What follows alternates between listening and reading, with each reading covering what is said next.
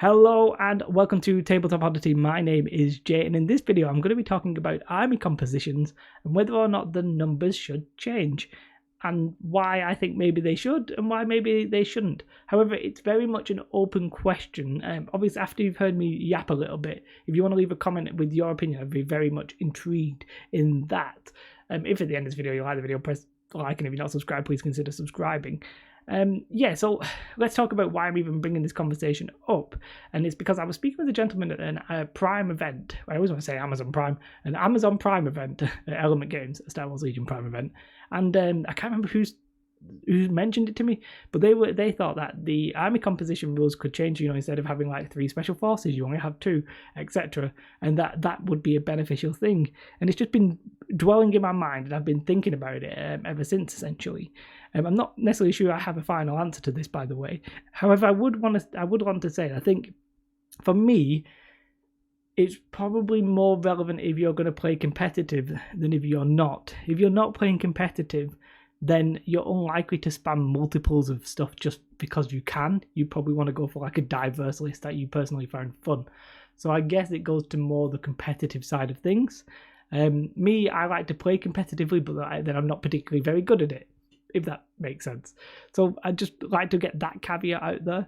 And on top of this, we're getting more vehicles, and vehicles, whilst they're a little bit more relevant in the meta, they're not necessarily all too prevalent. So we've had, and let's see if I get this on the screen. We had an article for this. By the way, didn't do an article for this because there wasn't too much new here, but we are getting new stuff on Tuesday, the 11th of February. So yeah, there's these tanks we already knew they were coming, but they're going to be pretty decent. They've got armor with red dice, and that was something that really sets out the new tank for the Imperials, like from the rest, basically. And all right, fair enough. We're getting more vehicles. Is there a way of increasing the diversity, not just to force vehicles into the meta, but just to increase diversity? Because it's a classic min-max kind of thing, which I personally don't hate or anything like that. But if unit X is the best unit you can get, people will run that the most number of times. And this really came to a head for me in Legion. It's come to a head for me in 2 different ways. The Tauntauns, when they came out, they're fantastic. Do I really want to have 3 units of them? No. Right? It's even more interesting when you consider that points changes are on the horizon. So if you are going to try and chase a meta, you're potentially throwing money at units that might get strongly nerfed. So I didn't want to buy 3 of them, so I ended up buying none of them, which I guess is unusual, but it's the way that I do things. And then with the trooper upgrades, for example, there's a really good one for the Imperials, whose name I can't remember off the top of my head, but there's a really good one for the Imperials, because I've not bought them yet, is a really good weapon. Do I want to buy 6 of them and replace all my DLTs? No. Now, that's 1, because of money, and 2, because I just can't be bothered. And that's actually probably just 1 miniature, 1 miniature times 6 in that case. And then I think, like, what if they came out with a brand new core unit that was, obviously they did this with the Shores and stuff like that, but with them you sort of got a 2-for-1 kind of thing, that was actually so good that you wanted 6 of them. It'd be really like, oh god, am I going to buy that? Am I going to spend my money on that? And so there's a sort of like cost element, and whether or not it's worth maxing it, even if you are a min-maxer kind of guy or girl, like whether or not you even want to max them, like you're going to have to buy the max amount you can, so it's possibly costing you more.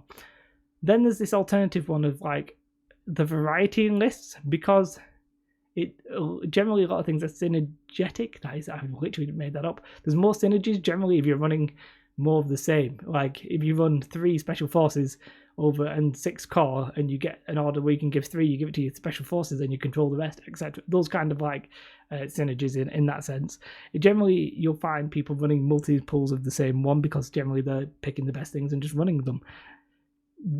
If we changed it so instead of 3 supports you'd have 2 supports, instead of 6 core you'd have 5 core, instead of 3